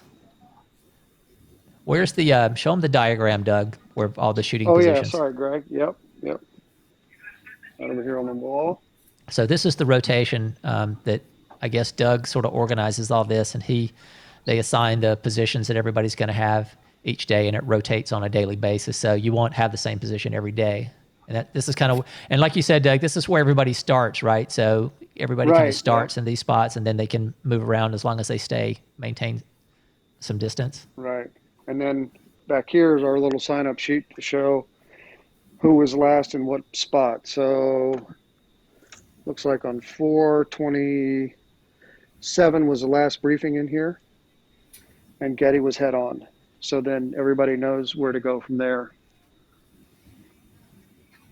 So what would your position in the room be today? Today I would be back here in this corner. I'll show you that it would be, that behind the. I had to put down my camera. Sorry. It's all right. It would be back here. Here's my tripod. And if I wasn't setting up a remote with my tripod looking right down there. Oh, that's that little, let me just show that picture real quick. That's that little, the little crevice where they get that really cool reflection picture. Hang on one sec. And you're going to see somebody walk by in just a second. And that's how there you quick go. it is. You can almost see the reflection. And then Yeah. this is the picture that they get from this spot here. So there's a couple of TV screens that are flipped around backwards on the inside of that wall where they're stored. Right. And this is just when the president comes through the door, and this is just a little cutout behind the stage where he's making that picture from. And so Doug, when you shoot that position there with the remote, again, are you using it in like a flexible spot? kind of tracking where you're just putting the spot in the empty space there, and the camera will pick him up and focus Yep, right just that there. fast. Yep, yep, it sure does. So that's all you're doing. You're Now on you like a probably flexible spot mode, and you put that dot like right on tracking. the back wall back there. And as soon as as soon as the camera senses movement in there, then it'll focus and you're firing the camera. Yep, you'll watch Yeah. Gabby walk by in just a second. Same. There she is back there. Wow, that's pretty amazing. It's really amazing that the camera will pick it up that fast and nail the focus on it. So again, Especially here's if somebody's, this is the picture that that Doug is making from that position right there that he's showing you right now. You want to show him it's pretty tight. the behind the podium where those cameras Oh are. yeah, yep. So I'll walk. Here are all the television cameras that we have to lean behind and And then typically walk in a non-social distancing time, first of all, this room would be filled with people. There'd be a lot of people in this room, and all those cameras, those television cameras, during a briefing, somebody would be operating them. But because of the social distancing practices and only one, there's only one one. pool camera allowed now, so there would be only one person over there. But typically on a when social distancing was not in place in a regular situation, all those tripods would be filled with television cameras. Correct. So here's the remote spot. So come out here, grab the ladder, which is here, and then climb up to my remote bar is right there. As you can see the tape on it. And you can see what a mess it is up here. Yeah. But there are all the cameras up here.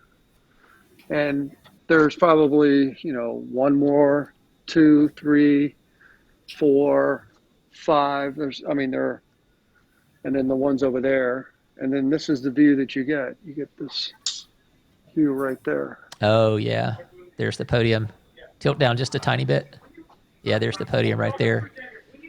And you can see all the white signs that are on the seats. That's where the reporters are assigned to sit. And so typically, again, this room would be packed during a briefing, but as you can see now, it's about 2 per row at most. Yeah. And on a normal day, if we weren't in COVID, territory, there'd probably be 15 or 20 cameramen in here hanging out. There'd be, stand-ups going on. There'd just be, activity nonstop. But And you were saying that for the most part, people. people are restricted to coming in when it's their pool day. So if it's not their assigned pool day, and when I say pool day, I don't mean they're going to go swimming.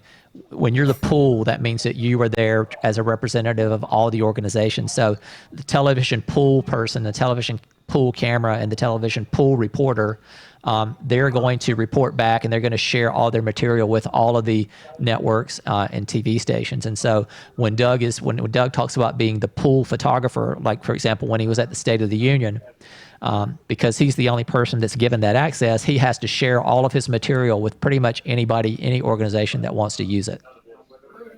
Correct. That's exactly right. Couldn't have said it myself better. And then so how many cameras do you think? You said there's about 8 cameras that are rigged up back behind the podium? Yeah, there can be. Yeah, there's 8. There's 8 magic arms back there right now, and including the ones over here. Those are the TV And cameras. I have another one over mostly. there. Yeah. So the And then TV these are is the not. Are they robo not cameras. doing the direct behind the head position? No, nobody's gotten onto that yet. But yeah, they're not. They have these, which is good enough for them.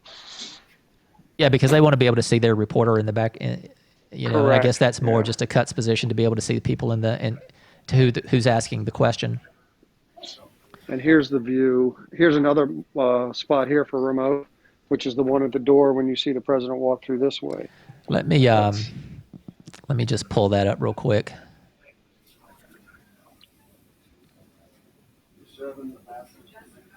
So this is what, from that camera position there, this is the type of picture that they're making. It's just the president entering the room, and if anything happened and he had to leave in a hurry, you've always got an eye on the doorway.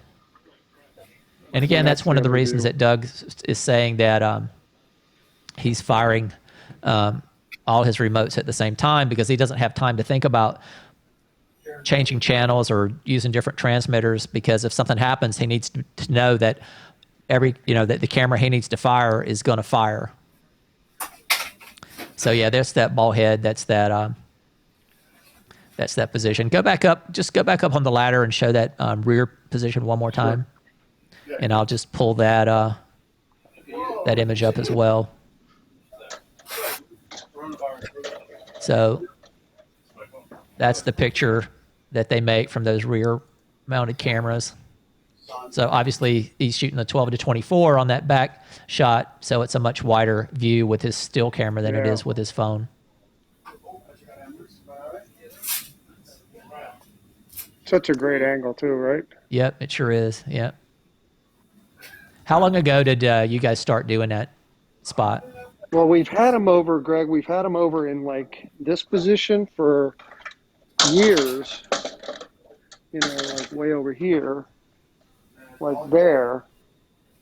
But now with this, I think one of the photographers found this location over the weekend one day when he didn't have anything else to do, and thought, well, let's try it. So then we talked to the press office, and they were like, sure, as long as they're safety cabled.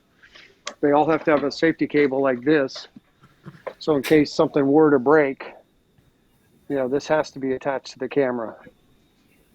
So right, I see. Everybody, show that again, Doug. Everybody just see the safety cable. So if the strap came off, the camera's not going to fall. It's not going to hit anybody. It's right. It looks like almost like it's like a steel cable, almost like a small bike cable. lock. Yeah. Yeah. Yep. And then they're attached into the bar, which is conduit for electrical work, which is pretty sturdy. Sure. And okay. This is Greg. Here's this last remote spot. The one the one up above. Yeah. Which is right there. Yeah. Let me just find that picture really quick.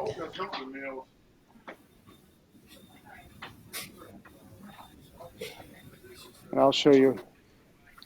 Stay up there one sec, Doug. I want to just. Okay. I was trying to find a picture that you made from up there. Yeah. So this is a couple of the images that Doug makes from that high. Sorry, it's not it. Like this. This is a picture that would be made from that up top position that he's showing you guys right now. Like this. That becomes that. And then I guess while you're there, you could show them so that's a ball head that's actually bolted to the wall. Yeah, see, that's what I came in on the weekend. The guy helped me find that thing that goes back there. Oh, yeah, it's a little track so you can slide it, yeah. Yeah, exactly. And that thing is in there, I mean, really good. And that's a good point. So the camera that you're using behind, that's on a Magic arm. Right. Yeah, so that camera over there is just on a Magic arm that's on like a piece of conduit or some kind of bar that goes across back there for lighting. What were you going to say about the small camera? Yeah, it looks like somebody, I think the White House has put up a little Sony a little RX0 camera here. Yeah. Yeah, those are great little cameras. Focus back down. Yeah, so that's shot. Yeah, so that's the picture from that angle.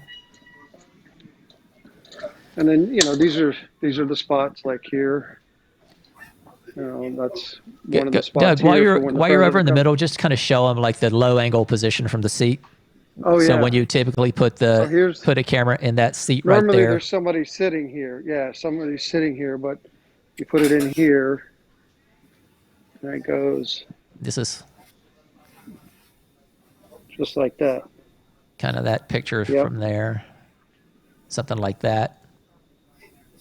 And again, you're just using like a flexible spot, medium or large or something like that on tracking, and you just put the spot up above the podium somewhere, and then when the president kind of walks into that, it'll it'll latch onto his face and focus on his Exactly. face and eye, right? Using the face and eye detect. Yep. Okay, And just then want to this is a show position the spots here. now. So would that be where your And then ladder, your little step stool is? Would that be your position for the day? mine Is would that? be back in the corner over there. This was Oh, where I was the last time I was here. So oh, I my see. spot from here rotates over to there next and then goes around the room. Oh, so there's actually a standing position back in that corner. I'm kind of surprised at that because that would seem like it's a really Yeah. limited place to be, and I think a remote would cover that. There's Jabin. Here's Jabin. Jabin just walked in again, Jabin is the Washington Post coming to photographer. work. He's got it pretty good. See, he comes in, Vucci goes home. Just like that. Shift change. I remember Shift those change. days. Alex Brandon just got here for AP. So, So Peter Morse is back here doing the house cleaning that television always does. oh, Peter Morse is a good friend. Hello, Peter. Peter Morse is amazing. Yep. Yeah, Peter. Yep. One of the best in the business. Okay, Doug. So you want to maybe just talk about like where you might stand, maybe like one of those back positions there, and then kind of like what you would think about with your remotes and firing those things, and maybe actually show how you would do it. Yeah, sure. You want me to fire a remote? Well, just like Yeah. talk about like not so much from the side position, but maybe one of the positions that's further back in the room, and like what kind of lens you would use there, and what your strategy might be Yeah, as far as like what you're absolutely. looking for in the camera that you're actually holding in your hand shooting, and then what you would hope to get out of your remote cameras. Yeah, like this. I mean, starting where I was the other day. I mean, when the president walks in, sometimes Dr. Fauci or somebody's sitting right in the foreground here. So it's like 24 to 70 as they get up to the podium. And then once he gets there, it's like, okay, 24 to 70 is a little wide. And then go to a longer lens, maybe the 50 or 85. And then look to see this is that where everybody was bunched up that day. And if Yeah, where somebody's Doug right is over his standing right now shoulder, is where everybody was bunched up together in that other picture. right. And if they're all bunched up, or if there's somebody right over the president's shoulder, then I'm zooming in maybe to 7,200. And then from there, just wait for a moment there. You're looking at the crowd, you're looking to see who's behind him, Right. vice president, and so forth. This So is the picture. then, This is where Doug is standing, and where all the right, photographers are on the right side, right there. exactly. Good job, Greg. Yeah, so, you're looking for somebody to be right over his shoulder, standing over here. And then that you're going to be here, 10 or 15 minutes, and then you're going to rotate to another position. You can make eye contact with somebody over in that corner, rotate there, or go into the back of the room. So what's And then so the so further you so go back, the longer the lens. right? Yeah. So from the back of the room, you'd be shooting Well, that 70 to 200 typically, right? yeah, and then I'll put the 2X on. So then I'm just looking just at his head and right around the seal. Right. Or you'll take that center spot and try to press him with the seal directly behind him, Exactly. like that. Exactly. And if it happens that I'm the head on, which I've had a few times, then the president comes in that door over there, and you're on him with the 70 to 200, sometimes with a 2X, just trying to get that face as he walks through. It stack up everybody that's sitting in those chairs, Right. give the picture a little depth, and And would you so you can go typically, through Doug? every lens. So typically, I mean, how like what percentage are you firing the camera like with the transmitter in your hand, or firing the remotes with the transmitter in your hand, versus how often are you just firing them with the camera, so that every time you push the button with the camera in your hand, it just fires the remotes? For briefings like this, I'm doing it with my hand. I'm firing 90% of it, and I put the pocket wizard underneath like the 7200 from here, so it's upside down. Oh, I you can mount it show to the you bottom of the here. lens. No, I just hold it in my hand. Oh, okay. Something like, I can put it in my hand just like this. I'll have my hand on the test, on the test button, which is the trigger button, and I put it like this, and then I put the camera right on top of that. So this is stabilizing the bottom of my camera, and I'm firing it like this as they come in. So I'm basically pushing with my right index finger and my left index finger at the same time when they come in. So you're shooting the camera in your hand with your right index finger, and you're triggering the remotes with your left hand. I gotcha. Right. Because once he gets, through the middle of it, I don't need all those other cameras going off. So I just stop firing with my left hand and keep firing with my right hand. That way I don't have to stop and turn it off or change the channel, or that way I always know where it is, or unplug it. I just don't have to have, it's so much easier for me to do it that way. I know it's a lot of multitasking, but, and sometimes you're like, oh shit, did I push both buttons? Did I, you're like, I know I got my right finger going. Did I have the left finger going too? Right. But again, And, that's the reason why you're not using multiple triggers while you're firing all the remote cameras at the same time. And even though you end up with a lot of garbage frames, because if you're trying to do the behind the podium remote and you're still firing the remote that's on the doorway, the camera that's on the doorway is just getting a bunch of garbage frames. But you typically know that you're going to use Exactly. the pictures from that remote from the beginning or the end. You're really not going to have anything from that remote in the middle, so you don't really have to look at the middle. You just look at the beginning and the end, and so you just end up with a bunch of frames that you're not going to use, but it just simplifies the whole process. And so like Sure does. so we talked about how many typical frames are you? I think you said about 1,000 or so with the camera, 500 to 1,000 with the camera in your hand, and then another. It could be several thousand from the remote cameras, but a lot Yeah, of from those the are just going to remote. be throwaway frames to begin with. Right, exactly. Because think of you're firing the two cameras, one at the door here, and then the one from behind over here. Those are firing as he comes in, and then you have the camera above the podium looking down. That's firing at a totally different time. Right. So yeah, you have a lot of dead frames on the two entry cameras, but you have frames on the center camera. So how many And what I was remotes saying, do you typically have set up at one time? 3 or 4? two or three, 2 or two or 3? three. Okay, and then plus one Yeah, camera in your hand. correct, exactly. Okay, so let's try to show how you actually send your images from the Sure. briefing room. So you want to just grab your other camera and let's see if we can make that FTP connection. Yeah, absolutely. Let me see. It should be connected. So I'm going to play picture editor at the New York Times today. Good luck. Uh-oh, I'm in trouble. Let's see. FTP function. Okay. Yep. Looks like I'm connected. All right. So I have right now the wide one on. Hang on one second. I just got So to re-log in. I got timed out here on my side. that's all right. So I'm playing picture editor at the New York Times here. And so Doug is actually going to fire off some frames from right there in the briefing room. And he is transmitting them into my personal FTP space. And let me...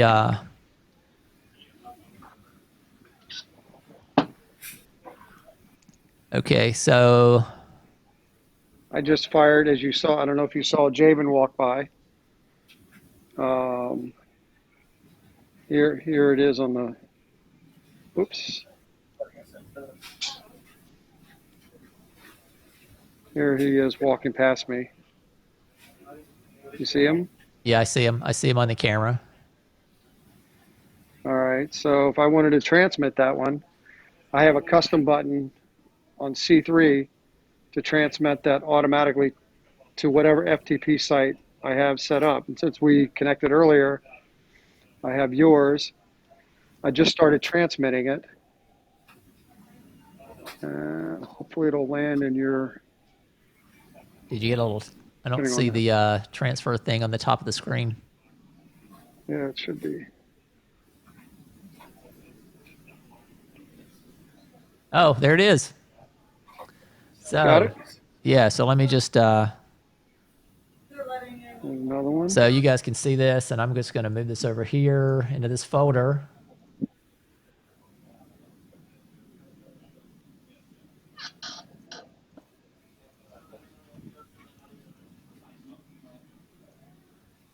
Well, send me another one.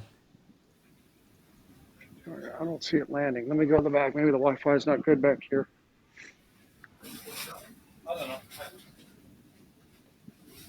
Yeah, this might be the image that you sent me earlier. Yeah. Let me disconnect and I'll connect again. You want me to do that? Oh, wait a minute. Hang on. This might be it right here. Yeah, there it is. It landed. Just landed. I just got into a better spot. So see the There it green is. light? There's the picture of Javen right there. So, yeah, you want to just maybe bang off another couple of images, and we'll just maybe send like 2 or 3. Okay, so there, I just started sending. And there it is. It landed. So how many seconds was that? Here's one of Alex. Let me do one of Alex Brandon. All right. All right, Alex, stand right there. You'll be my model. Hey, Alex. Go to, Alex is another old friend of mine. say hi, known say known hi Alex for to years. Greg Gibson. Hey, Greg Gibson. All right, so let me shoot a picture of Alex. Boom, you can see it here, firing. Yep. See Boom. it firing. So pretty simple. I can go back and look at them as they're feeding in. You can see they're buffering in. Yep. And I can hit the, hold that for me, Alex, 1 second. There, look at that. I got it. So hit up here. Ready? C3. 1, 2, 3, 4. Boom. And 4 seconds. It's in your. Right. And now I'm going to just cut over to my computer screen here, and I'm going to hit refresh. And there's that image right there.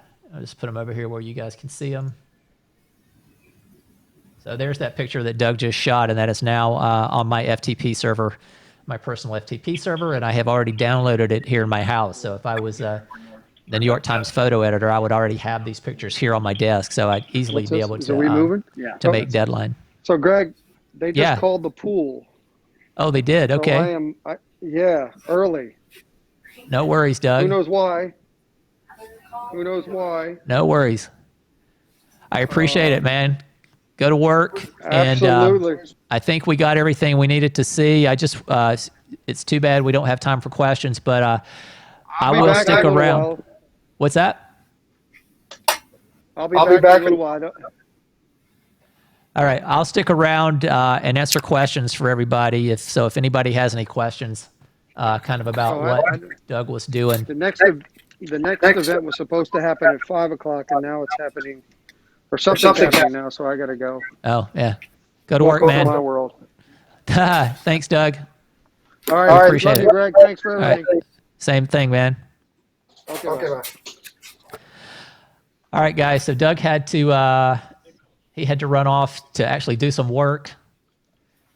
We are, at the mercy of the president's schedule. But if you guys do have any questions, I will try to answer them as best I can. I know a little bit about what he's doing. So Steve Hart was asking, is this something that you do with MiFi when you're on the road? Yeah, absolutely. That's something that they would do from the road with MiFi. So let me just see. I have, let me find it. I have some.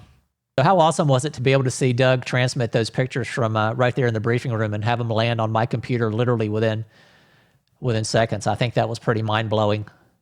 And one thing, I don't want you guys to get too wrapped up in the technical details of the FTP transfer, at least for today.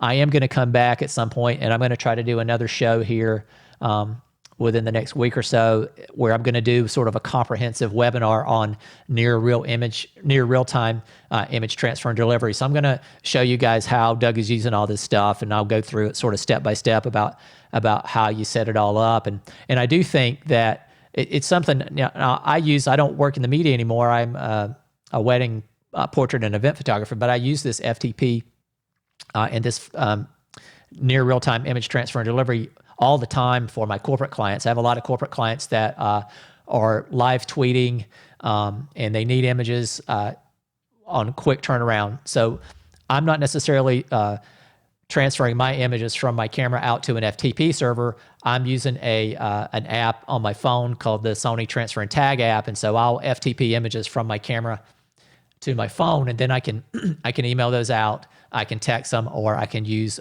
Google Drive or Dropbox.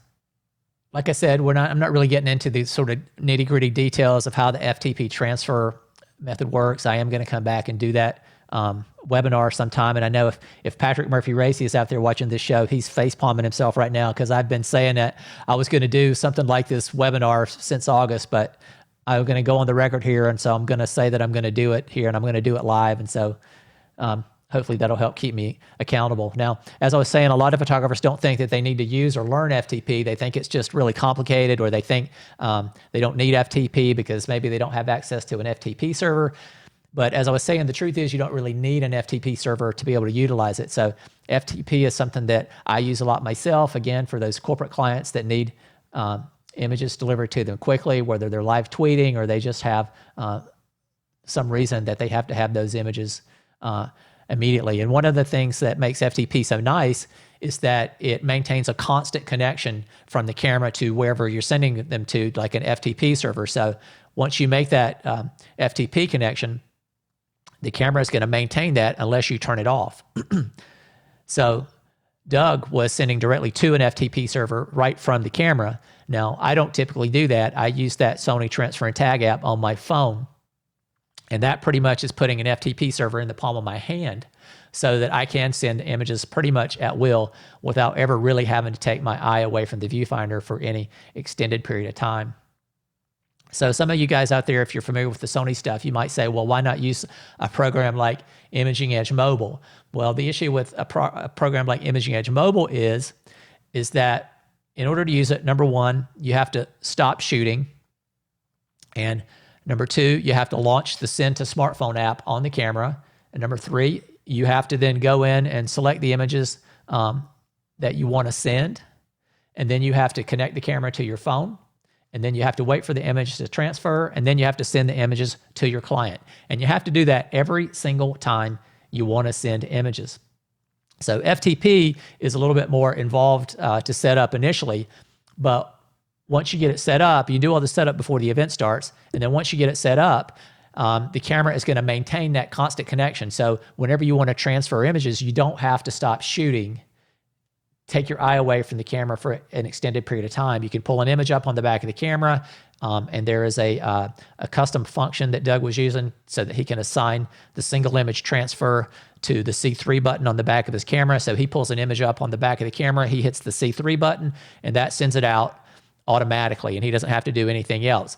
And there's also a way in the cameras that you can tell the camera to send everything you shoot. So Doug could be in a situation where he's not going to have time to take his eye away from the camera, so he could tell the camera to transfer everything, and every time he pushes the button, the camera is going to send that image out via FTP. So I do think this fast, near real-time image transfer and delivery, I think that is the wave of the future. I see it as a real growth area for photographers, and I think once you guys out there start to wrap your brain around how this technology works, that it's going to start to open your mind up to some possibilities, and you're going to start to see ways that you can apply it in a lot of different situations. And I think that in turn is going to make you more valuable to your clients, and that in turn is going to help you make more money. So here's just a quick little overview of what you do in an FTP setup. And again, I'm not going to get into a lot of the nitty gritty right here. I'm just going to kind of give you the basics, and then I'm going to come back and do a more comprehensive overview in the next week or so. So the first thing you have to do when you're configuring FTP is you go in the camera and you have to select your network access point. So you have to tell the camera where to go to send the pictures. An access point is your router, or it's Wi-Fi, or whatever you're connected to, whatever's connecting you to the internet. It could be a cellular data MiFi, as Steve Hart was asking, or it can be a Wi-Fi, or it could even be an Ethernet connection. So you just have to tell the camera where to go when you're ready to send. And you only have to do this one time, so not each and every time you want to send. So you set that up initially, you connect the camera, and the camera should maintain that connection, at least until you turn it off. Then you have to go in, this is the more tedious part of it, you have to go into the FTP setup, and you have to actually configure the server information. And so we had already done that on Doug's camera, so he didn't have to do that while we were waiting. But you have to go in and you have to put in things like the server address, the port number that you're going to use. If you're going to have it send pictures to a specific directory, you punch that stuff in as well, and then the username and password. And using the back of the camera, it is a little bit tedious to kind of punch all that information in, and it takes a little bit of time. But again, that's stuff that you want to do before the event starts. But then once you have you want to get it configured and tested well before the event starts. And it does take a little bit of time to kind of punch it all in. Now, if you're using an A9 II camera, a Sony A9 II, there is a way of having the the camera actually automatically load those settings. So you can do it through the Transfer and Tag app, and you can actually just have the phone app actually write those settings into the camera. And I believe there's actually a way that you can store FTP settings on a SD card, and then you can have the camera load those settings from an SD card. But that's only with the A9 II. It doesn't really work with any of the other with any of the other cameras. So that's kind of what I have on FTP. Anybody have any questions here? I'm just kind of looking here to see what we got. Somebody was asking about RAW plus JPEG. With the FTP transfer, you definitely need to be shooting. If you do want a RAW file, you definitely need to be shooting RAW plus JPEG, because JPEGs are going to transfer much faster. And if you're using something like the Sony Transfer and Tag app, you have to use JPEGs because the Transfer and Tag app will not transfer a RAW file. Somebody asked about the brand of monopod Doug was using. I think that was either a Gitzo. I believe it was a Gitzo that he was using. Again, someone else is asking here about the Sony remote camera tool. And the Sony remote camera tool is actually a fairly powerful tool. You can connect to the camera via Ethernet. And it's great in a situation where if you have an editor that's working with you, because you can actually connect up to 20 cameras, and you can group cameras together, so that with one push of a button you can fire, like let's say that you had 10 cameras connected. With one push of a button you could fire 3 cameras, and another push of the button you could fire another 3 cameras, and another push of the button you could fire maybe another 5 cameras. So it works really well. You can see the live view in the camera, so you can make adjustments to exposure and ISO and white balance and all of those things. It does add a little bit of latency to firing. It's a tiny bit, but like in situations like Doug is in, Doug needs the cameras to fire immediately when he pushes the button. So that's why Doug uses the tools that he uses, because he has a lot of experience with them. He knows that they work, and he knows that they're going to fire when he pushes the button, and there's no delay in it. So let's see. Anybody else have any more questions? If not, I'm going to probably wrap this thing up here. Bob Doherty, I know you got some questions. No, I know you don't. You taught us all. Bob was a great boss. He taught us all very well. He's a great teacher and a great mentor, and I miss him dearly.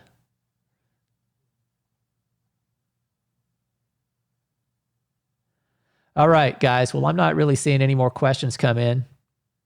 If you do have any more questions for Doug, I would say leave them in the comments once the video is done and posted on YouTube. So if you do have any questions for Doug, leave them in the comments there, and I'll try to see if I can get him to come back and answer you specifically there. So, hey guys, I really appreciate everybody tuning in. I think it was pretty fascinating. I wish Doug had been able to hang around for questions, but when you're at the White House, it's the president that sets the schedule, and so he had to run out. And I'm just glad. I think we got through most of everything that we wanted to do, except for the Q&A part.